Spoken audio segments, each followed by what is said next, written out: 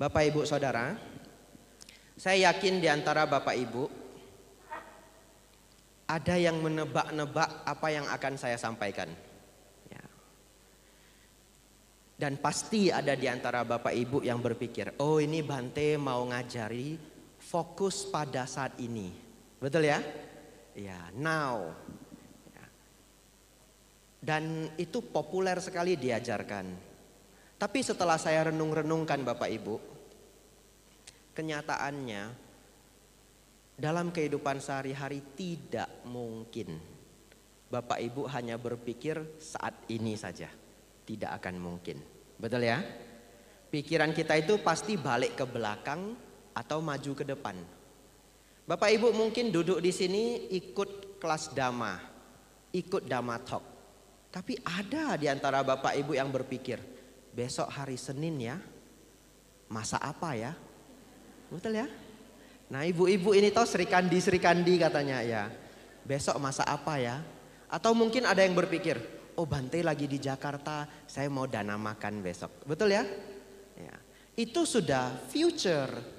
Jadi itu bergerak dalam pikiran Bapak Ibu. Oleh karena itu, terkhusus hari ini kita akan belajar bagaimana ketika pikiran kita pergi ke masa lalu, kita mengembangkan hal yang baik. Bagaimana ketika pikiran ada di saat ini, kita mengembangkan hal yang baik. Dan bagaimana ketika pikiran sedang berpikir masa depan, kita mengembangkan hal yang baik. Sebelum saya lanjut ke pembahasan, saya mau nanya dulu Bu MC ya, Ibu moderator. Ini porsi saya menyampaikan Dhamma sampai habis. Betul ya? Baik. Sebenarnya ada jeda waktunya. Saya dikasih jatah waktu 50 menit. Nah itu bocorannya. Tapi tidak ada jam Bapak Ibu ya. Saya cari-cari jam dari tadi. Tidak ada ya. Oh gitu, timekeepernya di sana. Oh, tidak apa-apa, lembur saja kita ya. Selesai jam berapa tidak tahu ya Bapak Ibu ya. Baik. Mari kita mulai Bapak Ibu. Kita berangkat ke masa lalu. Di zaman Sang Buddha, ada seorang wanita, namanya adalah Kisa Gotami. Sangat terkenal kisah ini.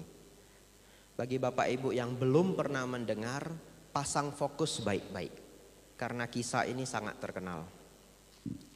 Kisa Gotami ini Bapak Ibu adalah seorang wanita yang lahir di keluarga yang miskin. Tapi hatinya sangat baik. Hatinya sangat baik. Ya. Kemudian dia sangat kurus kering. Sehingga dalam bahasa Pali dipanggil Kisa, K-I-S-A. Saya waktu kecil juga kurus kering Bapak Ibu. Tidak tahu kenapa sudah besar ini melebar ya. Ya. Saya saking kurusnya waktu kecil. Tapi Bapak Ibu mungkin tidak tahu ya, ini bukan bahasa Pali ya. Saking kurusnya saya waktu kecil saya dipanggil Caike. Artinya ayam kampung. Saking kurusnya. Ya. Bapak Ibu Saudara, Kisa Gotami atau Gotami yang kurus karena kebajikan, karena kebaikan hati, dia menikah dengan seorang suami yang kaya raya. Dan dia berharap hidupnya menjadi sangat bahagia. Tetapi disinilah episodenya dimulai. Ternyata di keluarga yang baru, setelah menikah dia pindah ke rumah suami. Dan zaman dulu masih tinggal dengan keluarga besar. Ternyata dia sangat direndahkan. Ya, dia bertemu dengan mertua yang sangat merendahkan dirinya. Alhasil Kisa Gotami hidup dalam penderitaan, tapi tetap bersabar dan tetap bertahan. Satu ketika dia hamil, kemudian lahir anak laki-laki. Begitu bayi laki-laki ini lahir, disitulah hidupnya berubah. Ya, karena dikatakan ketika di zaman Sang Buddha, ketika seorang wanita memberikan anak kepada keluarga, dia menjadi wanita yang sempurna. Apalagi yang lahir adalah anak laki-laki yang sangat dihargai di zaman India dulu. Lalu Bapak Ibu, pelan-pelan dia tidak lagi direndahkan, disayang semua orang, ya, jadi menantu idaman. Ya. Kemudian semuanya baik. Sampai satu ketika anak bayinya itu sakit dan sakit.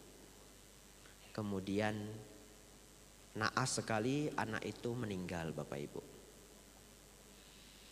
Sebegitu meninggal, Kisah Gotami merasakan dua duka yang sangat mendalam.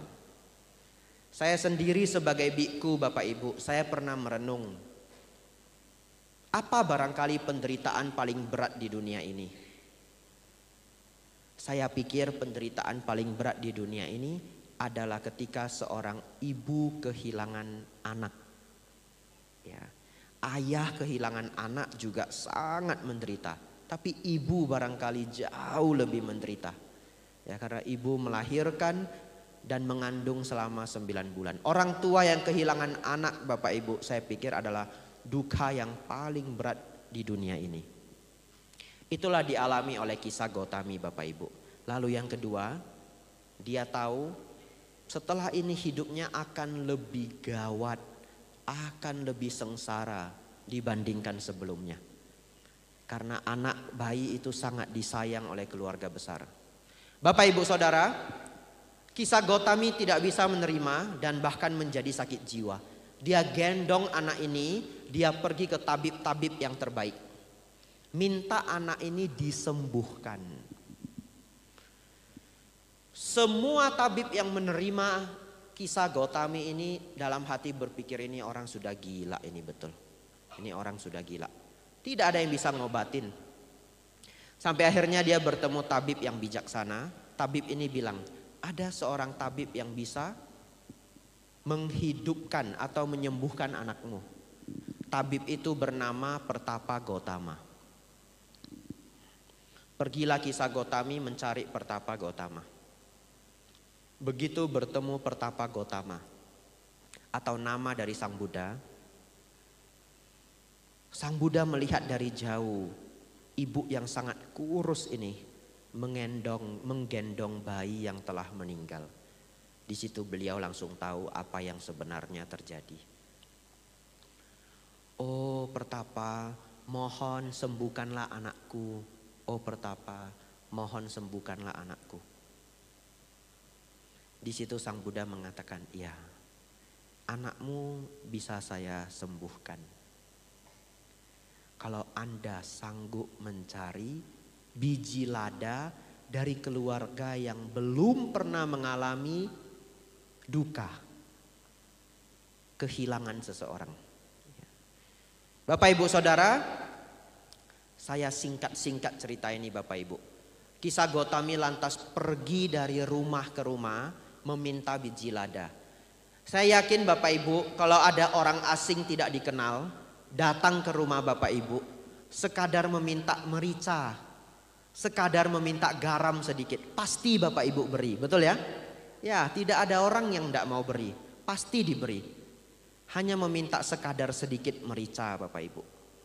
Itu yang dilakukan Kisah Gotami dari rumah ke rumah, rumah ke rumah. Sebegitu dia menerima biji lada, yang dia tanyakan adalah, ada ndak ya di rumah ini orang yang meninggal? Ada enggak duka cita di rumah ini sebelumnya? Semua rumah yang dia datangi Bapak Ibu mengalami duka cita. Ya, dulu kakek saya meninggal. Ya, dulu nenek saya meninggal. Ayah meninggal, ibu meninggal, sepupu meninggal, adik meninggal, dan yang lainnya dan yang lainnya. Dari rumah ke rumah, rumah ke rumah, rumah ke rumah.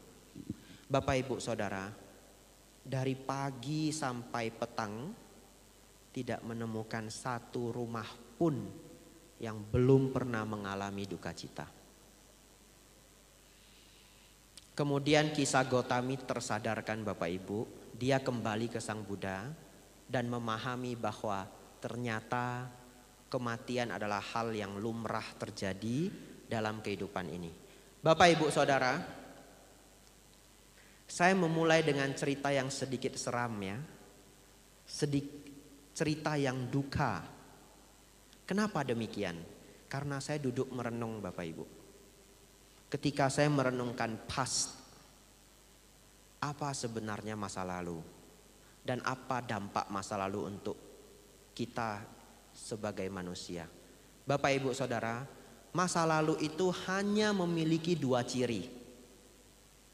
Satu, yang dapat menghancurkan Anda. Dan yang kedua, yang dapat memajukan Anda. Ya, masa lalu itu hanya ada dua ciri yang bisa membuat Bapak Ibu terpuruk atau yang bisa membuat Bapak Ibu maju. Apa yang bisa membuat kita terpuruk? Kesedihan, kekecewaan, dendam, betul ya? Dan kebencian dan yang lainnya dan yang lainnya dan yang lainnya. Dan saya ingin mencari yang paling berat. Apa sih contohnya? Yang paling berat. Dan saya menemukan contohnya dalam kisah hidup kisah Gotami. Kehilangan anak tercinta. Bapak, Ibu, Saudara, apa pelajaran dari kisah Gotami ini? Setelah bertemu Sang Buddha, dia mengaku kepada Sang Buddha, "Oh Bante, saya sudah paham. Bante, saya sudah tersadarkan." Dia akhirnya memakamkan anaknya, kembali ke Sang Buddha dan belajar Dhamma. Bapak, Ibu, Saudara, pada akhirnya kisah Gotami ini mencapai tingkat arahat. Tapi kata pada akhirnya itu tidak serta-merta langsung, ya. Pada akhirnya ini menggunakan proses, Bapak Ibu. Tapi kita bisa melihat kisah Gotami setelah tersadarkan, dia akhirnya recovery, membaik dan bahkan mencapai tingkat arahat. Bapak, Ibu, Saudara, tadi telah saya sampaikan masa lalu itu hanya punya dua ciri. Yang bisa membuat kita terpuruk dan yang membuat kita maju. Pelajaran pertama sore hari ini. Semua hal masa lampau yang membuat kita terpuruk, tinggalkan. Ya, tinggalkan. Dalam bahasa Pali, dalam bahasa Dhamma kita sering mendengar belajar untuk melepas. Ya. Semua Bapak Ibu, semuanya. Bapak Ibu yang hadir di sini lebih kurang 1.250 orang. Lebih kurang ya, saya enggak hitung. Nanti ada yang hitung silahkan terus lapor ke saya. Saya mengambil cerita yang sangat ekstrim, tapi semoga tidak ada di sini yang berduka seperti halnya kisah Gotami.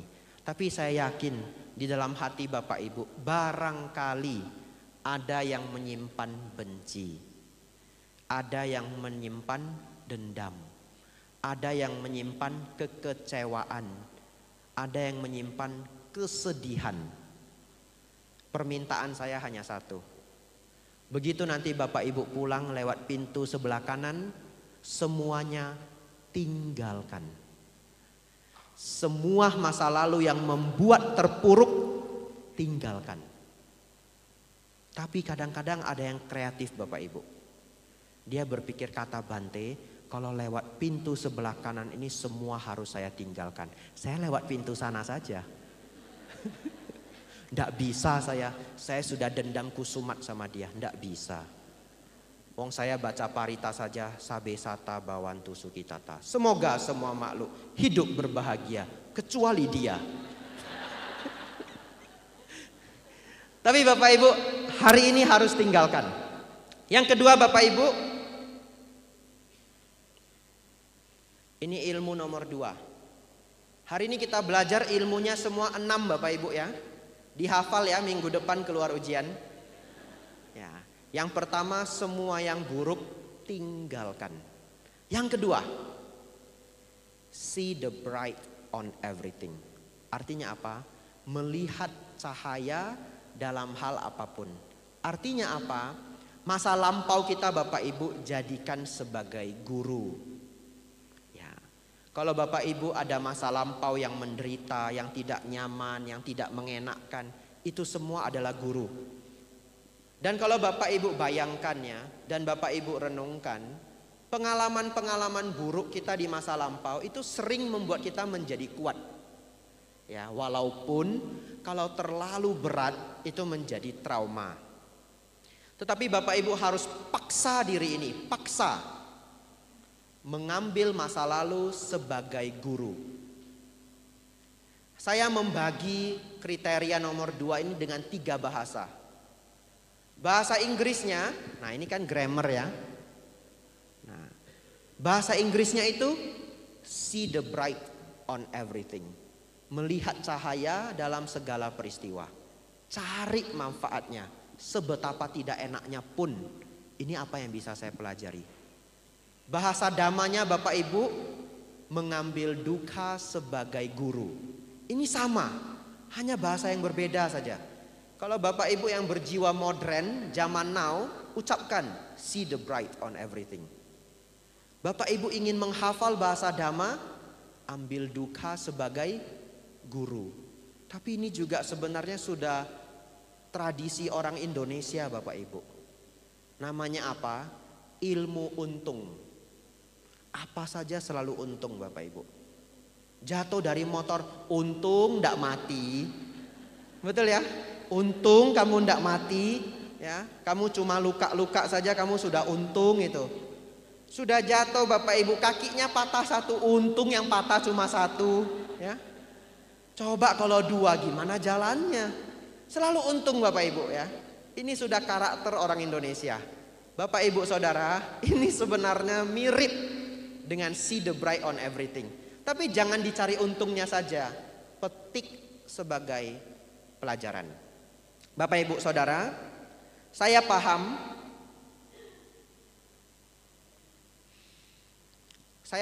bahwa kadang-kadang pengalaman buruk masa lampau terlalu kuat. Ya, terlalu kuat sampai berpengaruh dalam hidup kita. Nanti Bapak Ibu pulang dari sini silahkan cari sendiri. Dulu ada sebuah acara di Amerika sangat terkenal, namanya Oprah.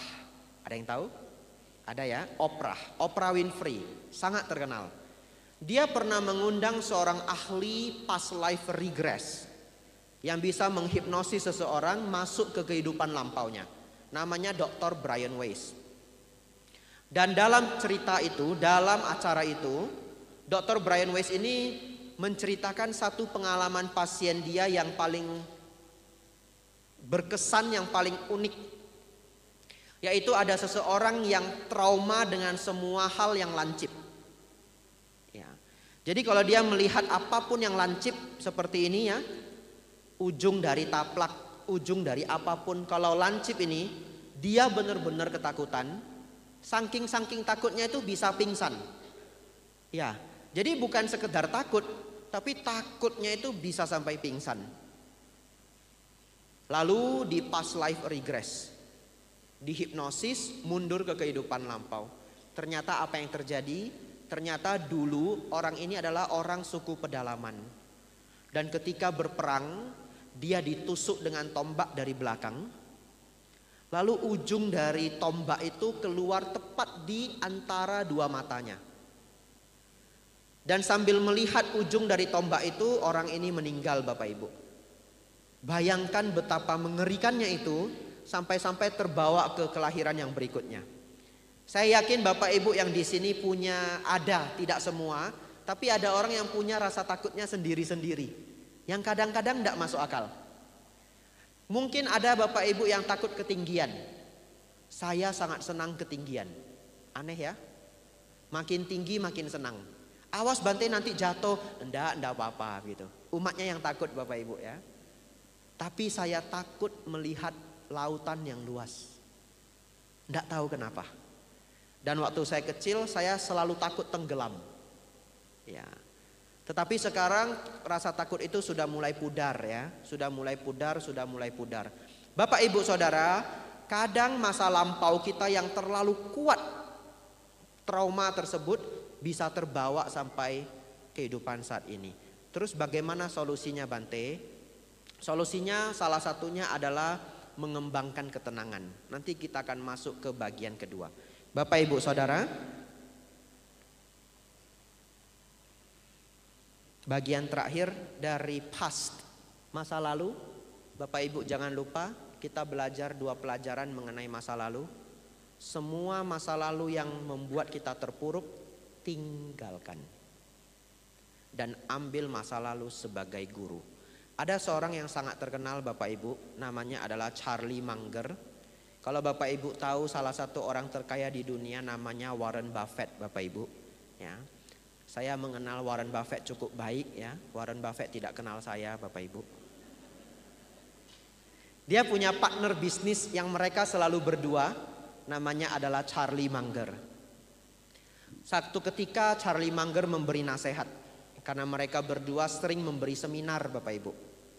Salah satu nasihatnya adalah,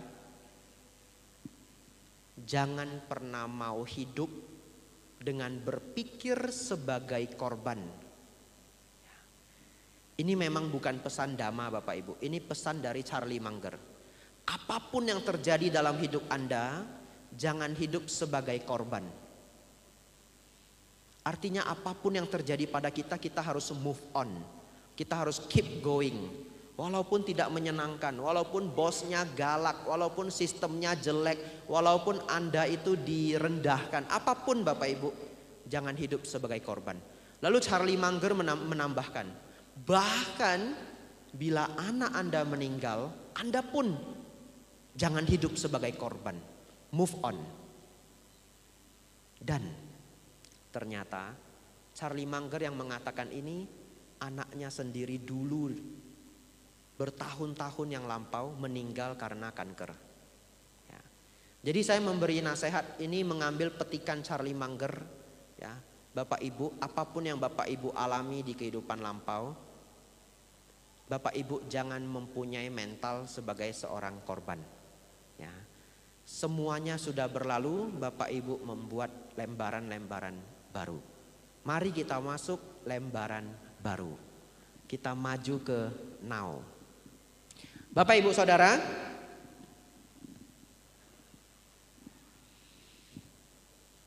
pembahasan mengenai now Bapak Ibu, present moment, momen saat ini.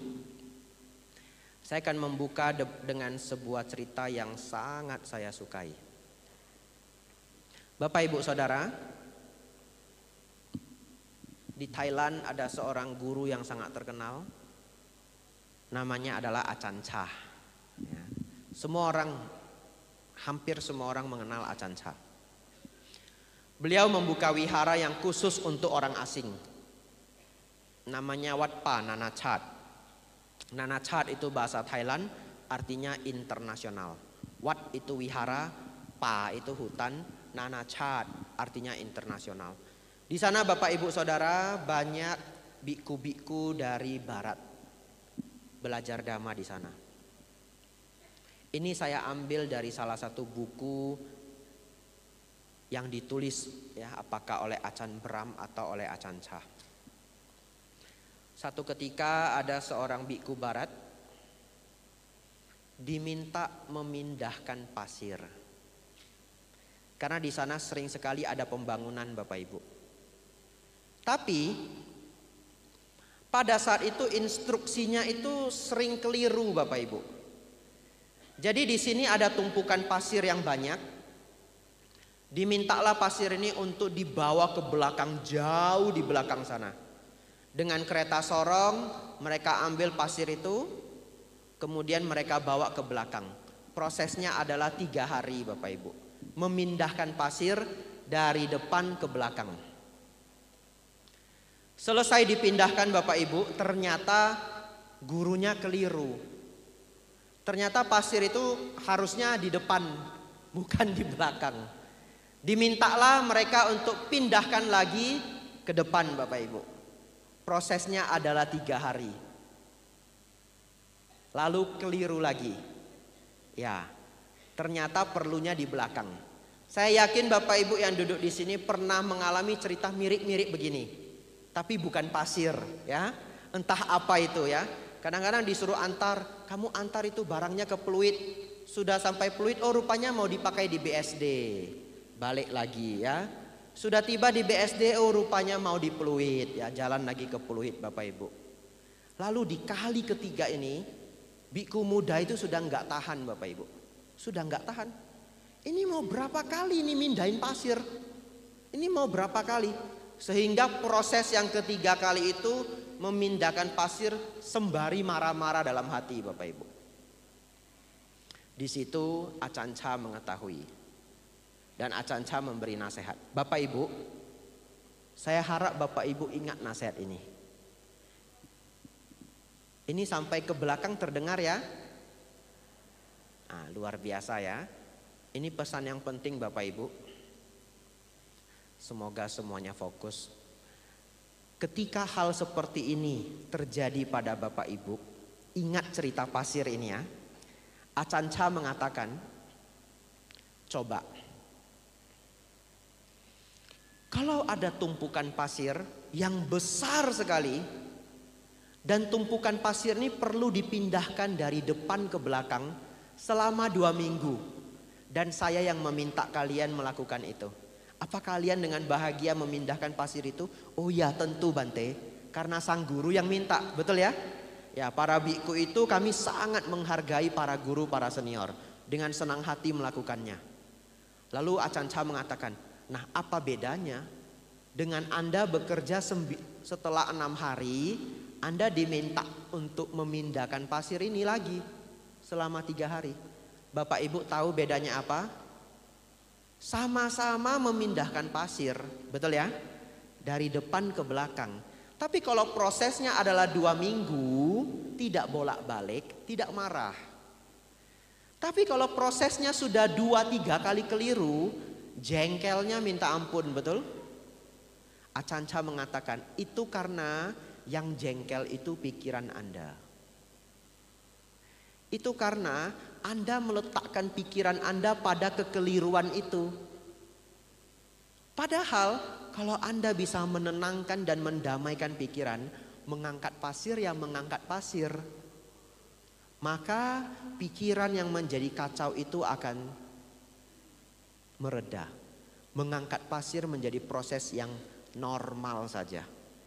Bapak Ibu Saudara, ini sedikit filosofis. Bapak Ibu perlu merenungkannya ya. Apa perbedaannya? Sama-sama membawa pasir dari depan ke belakang atau dari belakang ke depan. Perbedaannya adalah bagaimana pikiran kita, rewel atau tidak rewel. Kalau Bapak Ibu menemui hal seperti ini, gunakanlah pengetahuan yang akan kita pelajari hari ini. Hentikan pikiran yang rewel itu dan fokus pada apa yang dikerjakan saat ini. Tidak gampang, tapi saya yakin Bapak Ibu bisa melakukannya. Lalu biku muda itu mendengar nasihat ini, lalu dia berpikir, membawa pasir sekedar membawa pasir. Ya, dia bawa karena pasir itu perlu untuk dibawa dari posisi A ke posisi B. Kesalnya itu turun Bapak Ibu. Bapak Ibu Saudara, yang kedua, semua bentuk kekecewaan itu hanya ada di masa lampau. Dan semua bentuk kekhawatiran itu adanya di masa depan. Saya ulangi Bapak Ibu, semua bentuk kekecewaan itu adanya di masa lampau dan semua bentuk kekhawatiran itu adanya di masa depan. Keadaan batin yang paling damai adalah di saat ini. Inilah yang akan kita pelajari yang sangat penting di bagian kedua. Ya, saya ingin tanya, oh itu ada timernya ya? Sisa 22 menit. Boleh ya? Bapak Ibu Saudara, sisa 22 menit ya. Saya minum sedikit dulu ya.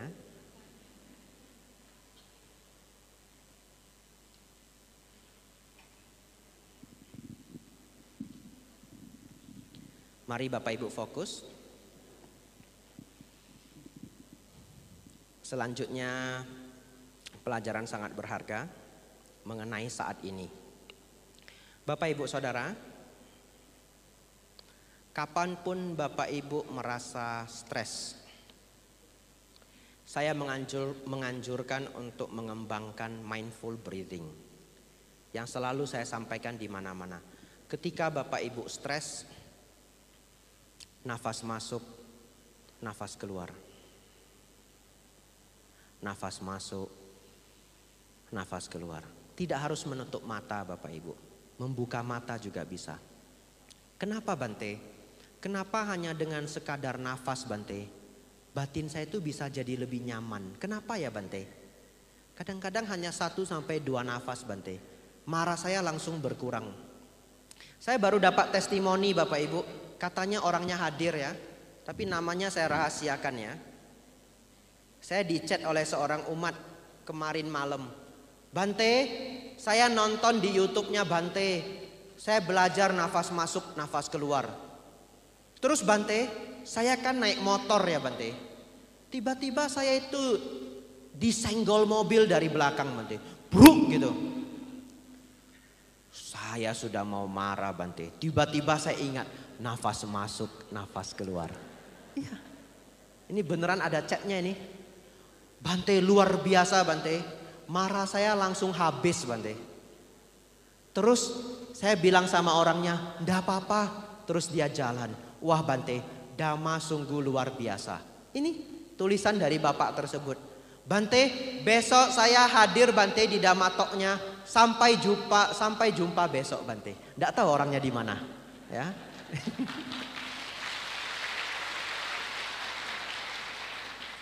Bapak Ibu Saudara, kapanpun Anda merasa tidak nyaman dalam batin, nafaslah yang tenang, rileks dan mendalam. 2 kali cukup.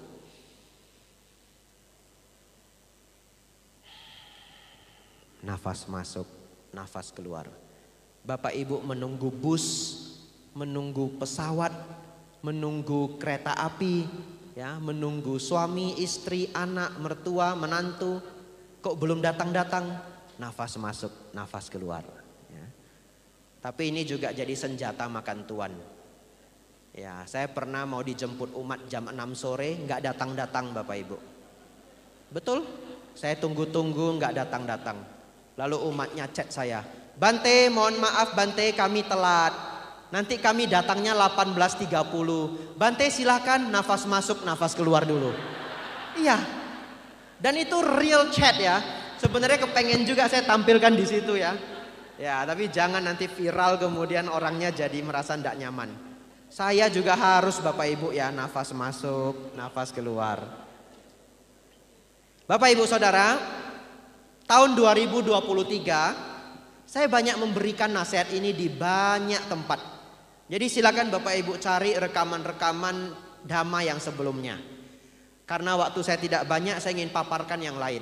Saya pribadi tidak ada channel Bapak Ibu. Kalau Bapak Ibu masuk ke YouTube, itu semua itu kutipan orang dan direkam oleh wihara-wihara. Mungkin ya kalau nanti saya penuh semangat dan ada waktu, tahun ini mungkin saya akan membuat channel sendiri supaya kurikulum pelajarannya itu bisa runtut. Karena selama ini begitu random ya, nanti akan saya usahakan. Bapak Ibu Saudara, yang hari ini ingin saya sampaikan, semoga ini menjadi puzzle yang Bapak Ibu temukan mengenai meditasi. Bapak Ibu Saudara, sesungguhnya kalau kita bermeditasi nafas masuk, nafas keluar, yang disebut anapanasati, saya yakin yang di ruangan ini banyak yang sudah mempraktikkan. Harapan kita, pikiran kita tidak mengembara lagi, betul? Betul ya? Harapan kita, pikiran tidak mengembara. Tapi tahukah Bapak Ibu Saudara, kalau pikiran Bapak Ibu tidak mengembara, Bapak Ibu tidak ngobrol dengan diri sendiri, Bapak Ibu tidak mengimajinasikan hal-hal gambaran-gambaran selama barangkali 1 jam atau bahkan lebih, Bapak Ibu Saudara, itu sebenarnya adalah pencapaian jana tingkat kedua yang disebut lenyapnya witaka dan wicara. Bagi Bapak Ibu yang belum familiar enggak apa-apa, ikut saja dulu ya. Artinya itu adalah pendalaman meditasi yang sangat mendalam. Arti lainnya, kadangkala saya mendapat pertanyaan dari umat. Coba Bapak Ibu, apakah Bapak Ibu pernah ingin bertanya pertanyaan ini kepada biku? Pertanyaannya adalah, Bante, kenapa ya kalau saya meditasi, pikiran saya masih mengembara, Bante? Betul? Ada yang pernah berpikir seperti itu? Kenapa ya Bante, mau disuruh diam, fokus pada objek, kok susah ya Bante? Bapak Ibu tahu, saya akan menjawab seperti ini. Iya Pak, iya Bu, perlu proses, perlu waktu. Tapi ada yang tidak saya ungkapkan dalam hati. Ya iya, kan belum jana kedua. Betul ya?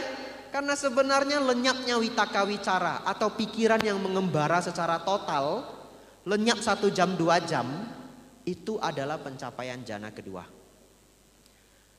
Tips meditasi terbaik, semoga yang bisa Bapak Ibu bawa pulang hari ini adalah, sebenarnya dalam meditasi itu bisa terjadi 3 hal. Yang pertama, pikiran mengembara untuk waktu yang cukup lama. Namanya apa Bapak Ibu? Melamun. Betul? Betul ya? Niatnya apa? Nafas masuk, nafas keluar. Setelah 20 nafas, minggu depan mau ke safari. Betul ya? Oh ajak anak ini, kalau minggu besok kan damatok Bante Abijato. Minggu depan ke safari, pikirannya sudah di safari Bapak Ibu. 10 menit lagi baru pulang. Itu namanya apa? Melamun. Orang bermeditasi itu bisa melamun. Yang kedua, tidak melamun. Pikiran tidak mengembara selama 1-2 jam. Itu kita sebut jana kedua. Betul ya? Kalau begitu bagi seorang pemula yang belum mencapai jana kedua, maka mereka akan mengalami diantaranya. Apa diantaranya itu? Bapak Ibu masih mengetahui nafas masuk, nafas keluar, tapi tidak melamun. Kalau sampai melamun, tidak tahu nafas masuk, nafas keluar. Coba, ini pertanyaan saya, Bapak Ibu jawab dalam hati. Pernah tidak Bapak Ibu mengamati nafas masuk, nafas keluar, tetapi ada pikiran yang ngomong. Dan kedua itu terjadi bersamaan. Pernah? Itulah proses yang sudah benar di tahap awal. Mengetahui nafas masuk, mengetahui nafas keluar. Kalaupun ada pikiran yang ngomong, atau Bapak Ibu membayangkan hal-hal, tetap pertahankan nafas masuk, nafas keluar. Pelan-pelan yang mengembara itu akan melemah, tapi tidak hilang secara sepenuhnya. Kalau hilang pun nanti mungkin balik lagi. Itulah proses pada tahap awal. Oleh karena itu Bapak Ibu, bagi Bapak Ibu yang masih punya pertanyaan, Bante, kenapa ya kalau saya bermeditasi pikiran saya mengembara? Jawabannya adalah itu adalah proses awalnya. Tugas Anda adalah mempertahankan jangan melamun. Begitu ya? Mengamati nafas masuk, nafas keluar. Pikiran menjadi tenang dan damai. Itulah now untuk pelajaran kita sore hari ini. Mempertahankan momen saat ini dengan meditasi ketenangan. Saya yakin Bapak Ibu bisa mempraktekkannya. Saya juga dapat testimoni kemarin. Ada umat yang cerita ke saya, Bante, dulu saya takut sekali meditasi. Karena katanya kalau meditasi harus 1 jam, harus setengah jam. Kalau enggak hitung. Saya ketakutan Bante. Tapi setelah saya dengerin ceramah Bante di YouTube, kata Bante Abijato, 5 menit ya sudah. Kalau bisa 5 menit, 5 menit dulu. Bagi yang bisa 10 menit, 10 menit dulu. Sampai kita menyenangi meditasi. Lama-lama meditasi itu akan berkembang. Ternyata kemarin saya dapat real testimoni. Ada ibu-ibu yang mengatakan dia beneran meditasi mulai dari 5 menit saja. Dan hari ini dia sudah bermeditasi 1 jam. Saya tidak tahu orangnya datang atau tidak. Silakan beri tepuk tangan semangat secara online. Bapak Ibu Saudara, kedamaian adalah kemewahan yang tidak bisa Anda beli dengan uang. Itu quote untuk now. Kedamaian adalah kemewahan yang tidak bisa Bapak Ibu beli dengan uang. Bapak Ibu ingin damai, atur pikiran, manage pikiran. Manage pikiran kita berhubungan dengan masa lalu, saat ini dan masa depan. Yang masa lalu sudah kita pelajari tadi, yang masa saat ini adalah bermeditasi. Sekarang kita masuk bagian terakhir, future Bapak Ibu ya. Bapak Ibu Saudara, ini 11 menit terakhir. Setelah itu kita tanya jawab Bapak Ibu. Kalau Bapak Ibu diberi kesempatan, masa depan seperti apakah yang ingin Bapak Ibu miliki? Saya yakin bagi orang bijaksana, dia akan menjawab yang seperti ini. Dan kalau Bapak Ibu setuju, maka jawaban kita benar semua. Apakah Bapak Ibu mau masa depan yang penderitaannya berkurang dibandingkan saat ini? Mau ya. Artinya masalah kita berkurang. Apakah Bapak Ibu mau masa depan yang lebih bahagia? Mau ya. Semuanya pasti mau. Dan apakah Bapak Ibu mau masa depan yang lebih damai dan bijaksana? Mau. Dan inilah nasihat Sang Buddha ketika beliau memberikan nasihat pada hari raya Maga Puja. Beneran. Nasihat beliau adalah kurangilah penderitaan. Tambah kebahagiaan. Capailah tingkat-tingkat kesucian. Tapi bahasa beliau tidak begitu. Bahasa beliau adalah janganlah berbuat jahat, tambah kebajikan, sucikan hati dan pikiran. Bapak Ibu Saudara, 2 bagian mengenai future yang akan kita pelajari hari ini. Jadi saya susun pelajaran saya Bapak Ibu mengenai masa lampau ada 2 poin. Mengenai saat ini ada 2 poin, mengenai masa depan ada 2 poin. Semuanya 6 poin. Kalau sudah lupa ya sudah ya.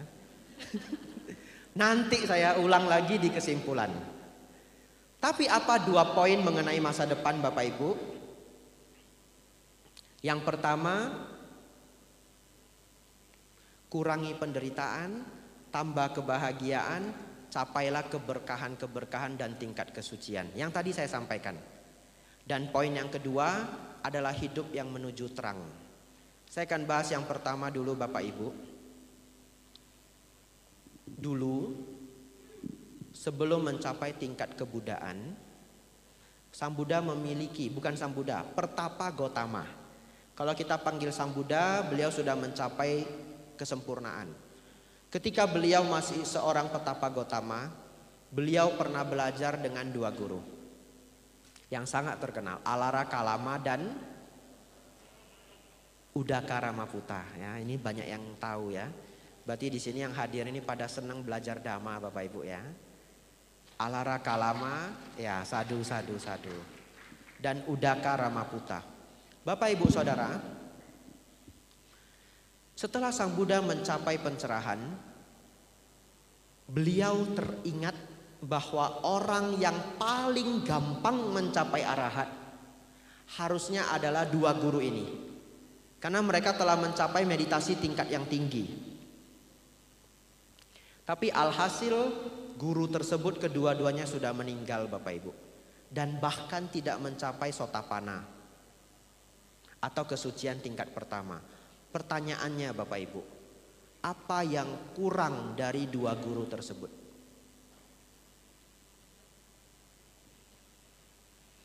Yang kurang Bapak Ibu adalah mereka belum mendengarkan dhamma dari Sang Buddha. Ya, hanya itu saja. Kalau Bapak Ibu ingat, ketika 5 pertapa penyiksa diri mendengar ceramah Dhammacakka Pawatana Sutta, Bante Mahakondanya mencapai Sotapanna. Sang Buddha memberikan Anathalakhana Sutta, dan 5 pertapa penyiksa diri mencapai tingkat arahat. 2 sutta Bapak Ibu, 5 pertapa ini mencapai tingkat arahat. Artinya mereka yang telah berlatih lama mengembangkan pikiran. 5 pertapa penyiksa diri ini sudah sejak waktu yang lama mereka mengembangkan meditasi. Begitu diberikan dhamma sejati, mereka akan mencapai tingkat kesucian.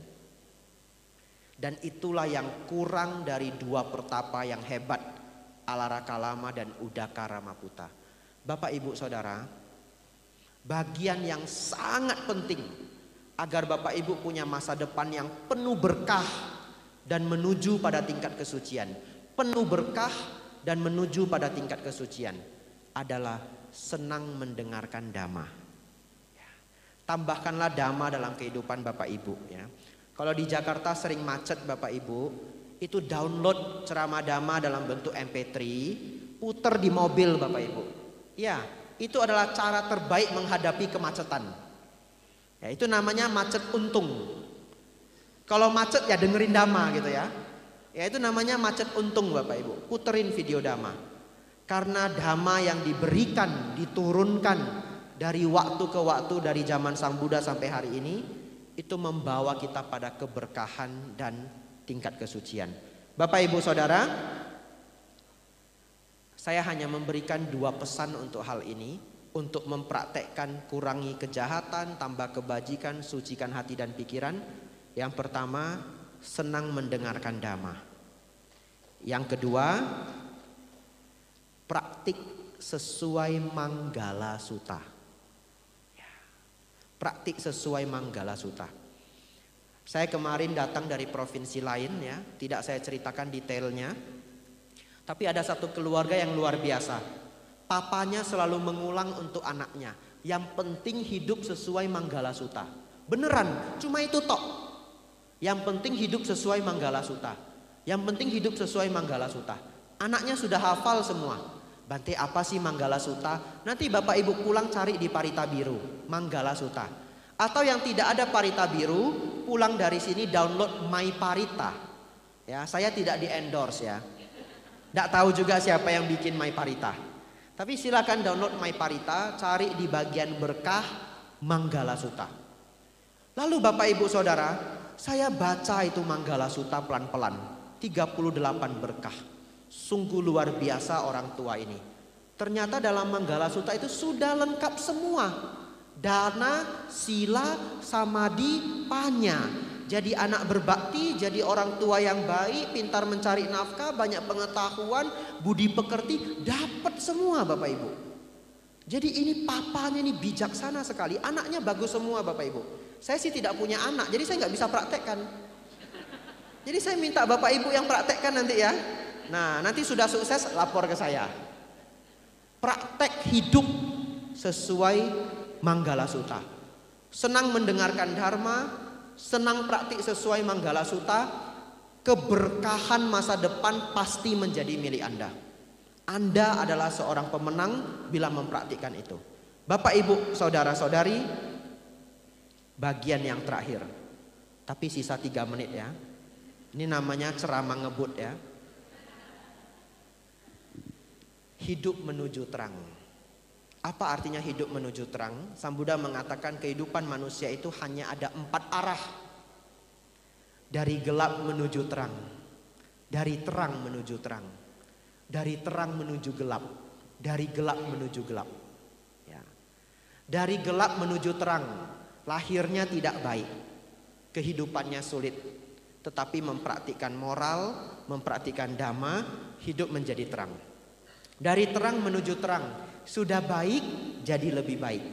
Ya, lahir di keluarga yang baik, rukun, orang tua sayang anak, anak juga berbakti, tapi senang datang ke wihara, ikut grup ini Yayasan Paramita Sukha. Nah, ini namanya terang menuju terang ya. Nah, Ini di endorse Bapak Ibu ya. Lalu Bapak Ibu Saudara, dari terang menuju gelap. Ada orang itu lahir hidupnya baik, tapi dia bawa hidupnya menuju ketidakbaikan. Dan yang keempat, dari gelap menuju gelap. Ini namanya amsyong. Sudah hidupnya gelap, dia bawa ke gelap. Bapak Ibu Saudara, hiduplah menuju terang. Tahun lalu kita bikin dhamma kelas di sini, pembicaranya 4 orang, yang muda, yang bersinar. Sesungguhnya ada satu cerita ingin saya sampaikan Bapak Ibu. Tapi waktunya tidak cukup. Karena pembicaranya 4, betul ya? Sudah nyangkut di sini Bapak Ibu. Pengen saya ceritakan tapi waktunya habis. Ini nyangkut 1 tahun Bapak Ibu. Pokoknya hari ini harus saya ceritakan ini ya. Harus saya ceritakan. Ya. Nyangkut setahun Bapak Ibu. Semoga ini menjadi motivasi untuk Bapak Ibu berbuat kebajikan. Ini menutup ya. Saya nggak lihat jam lagi. Karena kalau lihat jam itu 50 detik itu. Saya nggak lihat lagi. Ya. Bonus ya. Ya. Ini kisah yang sangat inspiratif. Namanya adalah Bapak Pai Fang Li. Pai Fang Li.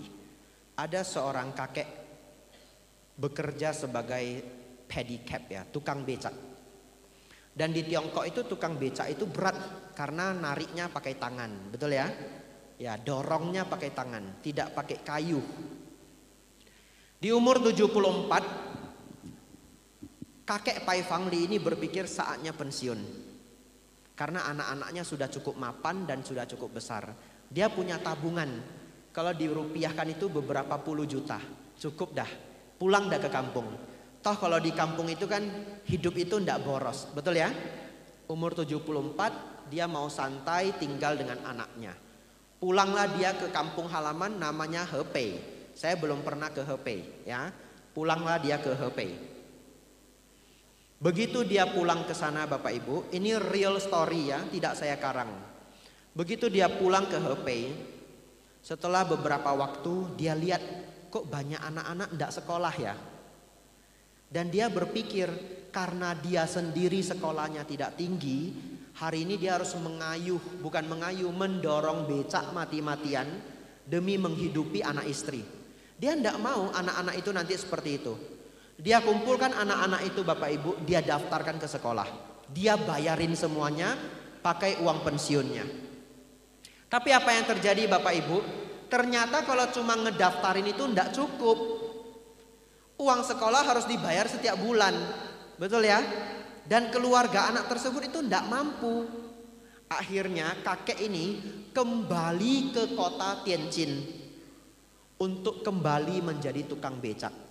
Di umur 70-an untuk menyekolahkan anak-anak yang dia sendiri tidak kenal Bapak Ibu. Mulailah dia kembali bekerja sebagai tukang becak. Dan rajinnya minta ampun. Dia hampir menunggu di tempat yang ramai hampir 24 jam. Dalam artian kalau tidak ada penumpang dia tidur di atas becak. Bapak Ibu Saudara, akhirnya banyak sekali anak-anak yang disekolahkan oleh Pai Fang Li. Saya juga berharap Bapak Ibu pulang dari sini baca kembali kisah Pai Fang Li. Tulisannya pakai B, B-A-I-F-A-N-G-L-I.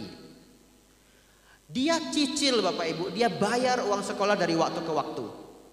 Sampai-sampai kalau masih ada waktu, dia jual snack. Dia bikin kedai kecil, dia jual snack. Sampai tahun 2005 Bapak Ibu. Dia berdana seperti itu sampai umur 90 tahun. Dari umur 74. Dan Bapak ini setelah meninggal mendapatkan gelar. Satu di antara 10 orang yang paling menyentuh hati rakyat Tiongkok. Sepanjang masa. Satu di antara 10 sepanjang masa. Bapak Ibu Saudara, di umur 90 dia datang ke sekolah. Dia berdana 600 yuan. Silakan Bapak Ibu kali sendiri dengan rate hari ini ya. Ya, 600 yuan Bapak Ibu, sambil ngomong ke gurunya, saya sudah tidak sanggup, ini dana saya yang terakhir. Karena dia sudah sakit paru-paru, 2 tahun kemudian dia meninggal Bapak Ibu. Setelah dia meninggal, baru semua anak yang pernah dibayar sama Acek Pai Fangli, kakek Pai Fangli ini, semuanya berkumpul Bapak Ibu. Totalnya adalah 300 anak miskin. Dan berapa banyak dana yang dia berikan sepanjang hidup? 350.000 yuan. Saya catat Bapak Ibu dalam bentuk dolar supaya Bapak Ibu tahu jumlahnya. Bapak Ibu Saudara, kakek Pai Fangli berdana 54.958 dolar Amerika. Ya, 54.000. Berapa itu Bante? Silakan tanya ke money changer terdekat. Ya, kalau dikali 15.000 saja, 50.000 sudah 750 juta. Ya, ini 54.958, berarti sekitar 55.000 dolar Bapak Ibu. Ya, kali 15 saja 750 tambah 75, 825, tambah sedikit 850. Ya, karena rate-nya sudah mau 16.000, tambah lagi ya. Ya. Hampir-hampir 1 M lah ya, cincai lah ya. Ya, sekitar 800 jutaan sampai 900 jutaan. Bapak Ibu Saudara, semua dana ini adalah keringat yang susah payah dikumpulkan kakek Pai Fangli. Inilah contoh hidup Bapak Ibu yang bagi saya dari gelap menuju terang. Atau bahkan Bapak Ibu bisa mengatakan dari terang menuju terang. Untuk menenun masa depan yang indah, senang mendengarkan dhamma, praktik sesuai Manggala Sutta, dan banyak berbuat kebajikan. Kalau kakek Pai Fangli ini hidupnya begitu sulit bisa berdana sebanyak ini, saya yakin Bapak Ibu yang di sini tidak ada yang tukang becak dorong, tidak ada. Nah, tidak ada. Bapak Ibu Saudara, selamat berbuat kebajikan. Anumodana untuk semuanya. Terima kasih atas sharing damanya Bante. Boleh kita berikan aplaus lagi yang meriah kepada Biku Abijato. Ya Bapak Ibu, tadi Bante sudah memaparkan kepada kita ada beberapa poin terkait dengan past, now, and future. Tadi kalau misalnya masih ingat, ada yang nyatet nggak? Siapa yang bikin catatan? Wah, ada ya Ibu ya bikin catatan ya. Tadi kalau boleh saya simpulkan ya Bapak Ibu, sebelum nanti kita buka pertanyaan.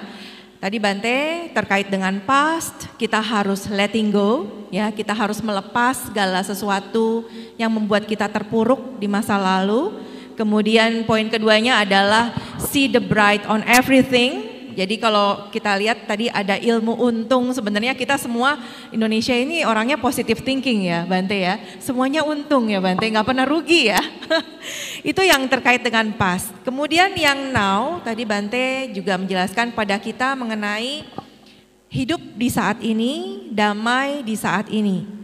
Mempertahankan momen saat ini dengan meditasi. Nafas masuk, nafas keluar. Kemudian terkait dengan future, tadi Bante memaparkan kita harus menambah keberkahan dengan apa? Dengan senang mendengarkan dhamma dan mempraktekkan hidup sesuai dengan Manggala Sutta. Dan juga Bante juga tadi menjelaskan mengenai mengajak kita untuk hidup menuju terang. Jangan hidup menuju kegelapan ya Bante ya. Jadi kira-kira itu poin yang disampaikan oleh Bante di sore hari ini. Saya akan masuk ke sesi yang kedua, yaitu sesi tanya jawab. Saya buka hanya untuk 2 penanya. 1, 2. Oke, silakan panitia. Bapak nanti tolong sebutkan nama dan pertanyaannya to the point ya Pak ya, silakan. Panitia ada yang mic? Ada yang kasih mic kepada penanya? Bapak di depan sini. Ini panitia di depan, mana ya mic-nya? Yang depan dulu nih, yang ini. Ya, Bapak sambil menunggu mic ya. Bapak boleh berdiri Pak, ya. Ya, sambil menunggu mic ini nafas masuk, nafas keluar. Iya. Dipraktekkan langsung ya Bante ya. Ya, silakan Bapak disebutkan nama. Selamat sore. Perkenalkan, nama saya Tan Kim Eng. Siapa namanya Pak? Tan Kim Eng. Tan Kim Bapak Eng. Tan Kim Eng. Iya. Tan Silakan, Kim Pak. Eng. Tan Kim Tan Eng. Ya, Wadami Bante. sadu. Hidup berjalan di atas waktu. Dalam perjalanan waktu, kita harus mempertahankan dan memilih dan menghindari. Mempertahankan yang baik, memilih yang baik, menghindari yang kurang baik. Pertanyaan saya, pada suatu ketika saya reuni 20 tahun baru kumpul. Pada saat itu teman-teman kumpul, teman saya mengatakan kepada saya, "Bro, tempo hari gua pernah utang lu, gua nggak pernah bayar."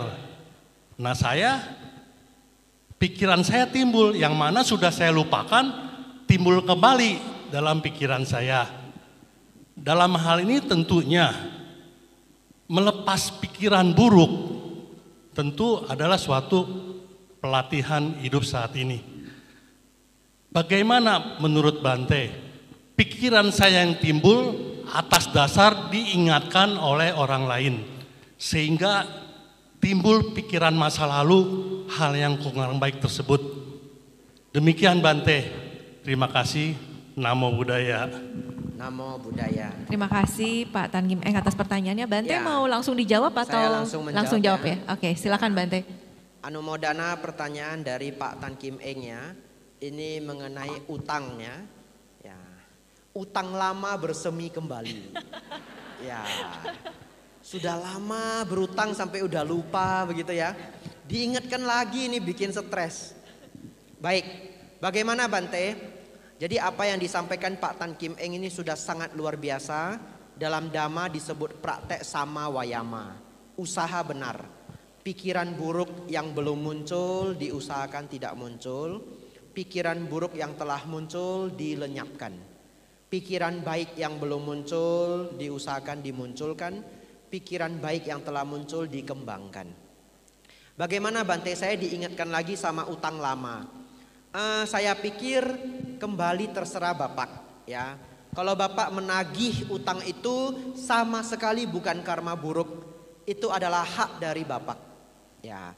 Tapi Bante dia tidak mau bayar lagi Bante. Dia malahan marah-marah misalkan. Ya sudah, kalau Bapak mau merelakan ya tidak apa-apa. Toh sudah tidak Bapak pikirkan lagi. Tapi kalau Bapak mau tagih itu sama sekali bukan karma buruk. Yang penting tidak membuat kita menjadi marah. Ya, yang penting kita tidak marah, kita gelisah ya, secara wajar saja kita meminta utang tersebut. Nah, Bapak akan merelakan itu atau Bapak ingin menagih itu sama sekali bukan hal yang buruk. Yang penting dijaga kotoran batin tidak muncul. Ya, saya pikir sama sekali tidak masalah Pak, tergantung ke Bapak. Ada kira-kira yang menggantung di pikiran Bapak dari jawaban saya? Bagian mana mungkin yang belum terjawab? Iya. Jadi kembali ke pikiran kita ya. Bapak mau merelakan boleh, Bapak mau tagih ya juga boleh. Anumodana pertanyaannya. Bagaimana Pak Tan Kim Eng? Apakah masih ada yang ingin digali lagi? Cukup? Oke, terima kasih. Selanjutnya Bapak yang sebelah sini boleh berdiri Pak, ya, biar panitia tahu. Ya, silakan Dek dikasih mic-nya. Sebutkan namanya ya Pak. Sudah on? Belum nyala mic-nya. Ya. Halo tes, nama budaya Bante, Cik budaya. Christine, nama saya Halim. Siapa? Nama saya Halim. Halim. Ya. Oh, oke, Sesyuk Halim ya. Ya, Silakan. saya yang testimoni tadi sebut Bante, saya orangnya Tan Bante. Oh, Pak Halim. Yang nih. disengkol. Ya, ini Bante. teman-teman ya. Pak Halim ini yang mau foto bareng Bante. Begitu Tadi ya? dia WhatsApp saya soalnya. Wah, sadu-sadu ya. Di agama Buddha Pak Halim jarang ada kesaksian. Mungkin kita harus buat kesaksian gitu ya. Ya anumodana Pak Halim ya.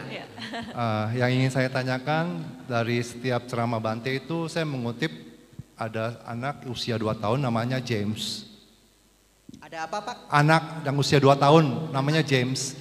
Dia tuh kehidupan lampaunya tuh seorang pilot gitu loh Bante.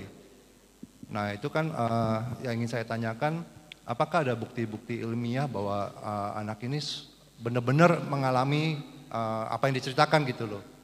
Yang mengenai dia seorang pilot, jatuh pada Perang Dunia Kedua, dia bisa menceritakan secara detail gitu loh. Korps marinirnya apa, pasukannya apa gitu kan. Terus apakah ada kayak bukti ilmiah gitu loh Bante bahwa benar-benar itu yang dialami gitu. Terus pertanyaan kedua juga ada Bante sebutkan mengenai ada satu ilmuwan namanya Dr. Ian Stevenson ya. Itu makalah disertasinya dia itu nggak sampai keluar ke publik, itu kenapa ya Bante? Apa ada alasan tertentu gitu? Kan kalau bisa sampai diekspos keluar kan barangkali ya dari dunia barat atau kita orang timur tuh lebih memahami akan hal itu. Terima kasih Bante, itu aja. Ya, baik, pertanyaan bagus dari Pak Halim ya.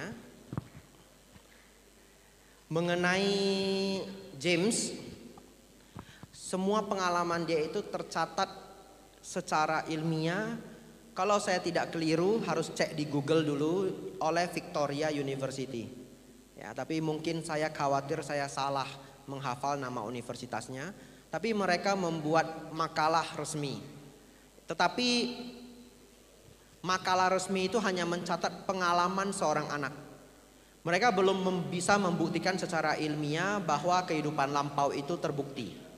Ya, jadi itu hanya menjadi makalah pengalaman ya yang masih belum sepenuhnya valid dan reliable, tapi sudah tercatat di dalam pencatatan di dalam universitas.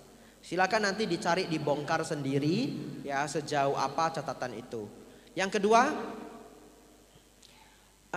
Dr. Ian Stevenson. Dr. Ian Stevenson itu sepanjang hidupnya menemukan ada 250.000 anak-anak yang mengaku masih mengingat kehidupan lampau. Tapi ini karya dia seumur hidup. Dan dari 250.000 itu tidak semuanya itu bisa akurat banget gitu. Ya. Dan dia hanya menemukan lebih kurang 20 ribuan case yang dia anggap sangat-sangat akurat. Bagaimana dia mengukur itu? Anak-anak kecil yang berumur 6 tahun, 5 tahun dan sekitarnya itu, mereka mengaku dulu terlahir di sini, dulu terlahir di sini, dan akan diinterview. Di sana dulu keadaan hidupnya seperti apa pengalaman yang Anda miliki, bagaimana keadaan perdagangan di zaman itu, bagaimana pemerintahan di zaman itu. Semua yang diungkapkan oleh anak-anak itu dicatat kemudian dicocokkan. Contoh, kalau ada seseorang yang mengatakan, oh dulu saya itu lahir di Indonesia, nama tempatnya adalah Tangerang. Nah di Tangerang itu dulu begini-begini, dulu begitu-begitu, itu semua dicatat. Kemudian mereka cek ya. Banyak dari yang mereka cek itu ternyata tempat itu beneran ada. Dan pengalaman-pengalaman yang diungkapkan anak-anak itu mendekati atau bisa mengatakan adalah kenyataan. Tetapi setelah semua perjuangan Dr. Ian Stevenson mau mencari fakta dari kehidupan lampau dan kehidupan yang akan datang, sampai akhir dia tutup usia, dia belum berhasil membuktikan itu secara ilmiah. Ada bagian yang kurang. Nah, bahkan dikatakan kalau pada saat itu semua bagian ini bisa komplit, Dr. Ian Stevenson adalah salah satu ilmuwan yang membuka salah satu rahasia kehidupan yang paling besar sepanjang peradaban manusia. Tapi kenyataannya dia tidak berhasil mengungkapkan itu secara ilmiah. Karena secara ilmiah itu banyak sekali prasyarat. Ya. Saya tidak tahu apakah di masa yang akan datang Hal-hal ini akan terus ditelusuri oleh ilmuwan-ilmuwan baru ya. Saya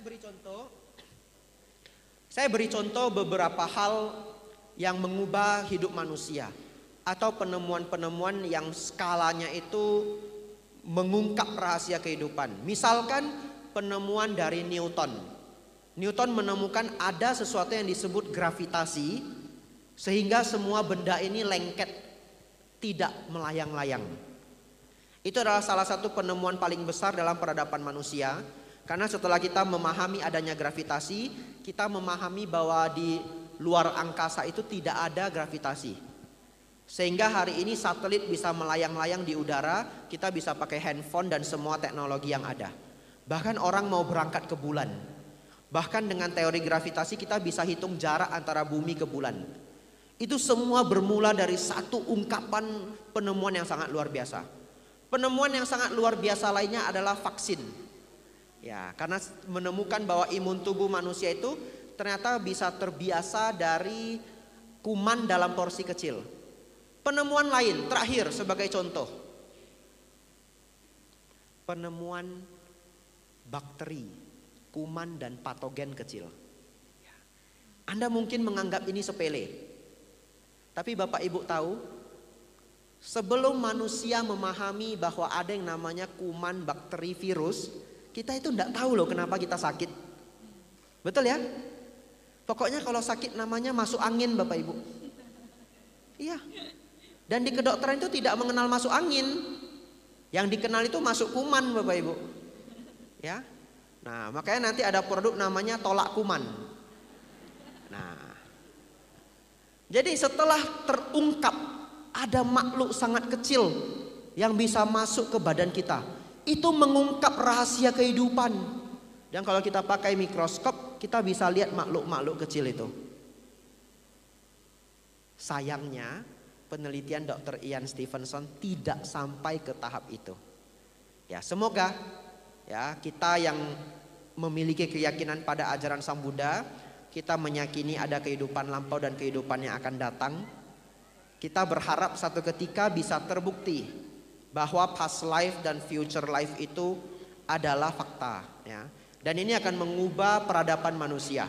Karena saya yakin begitu manusia memahami bahwa ada kehidupan selanjutnya, jumlah orang jahat di dunia ini akan turun. Karena satu-satunya alasan orang berani berbuat jahat adalah dia tidak tahu bahwa hasil dari perbuatan dia itu akan berbuah di waktu yang akan datang. Betul ya? Kalau Bapak Ibu benar-benar tahu dan sangat yakin ada yang namanya kelahiran kembali, ada yang namanya hukum karma di masa yang akan datang, tidak ada satupun di ruangan ini yang berani berbuat jahat. Ya. Tapi karena belum terungkap sepenuh-penuhnya, banyak orang masih 50-50. Anumodana pertanyaan dari Pak Halim.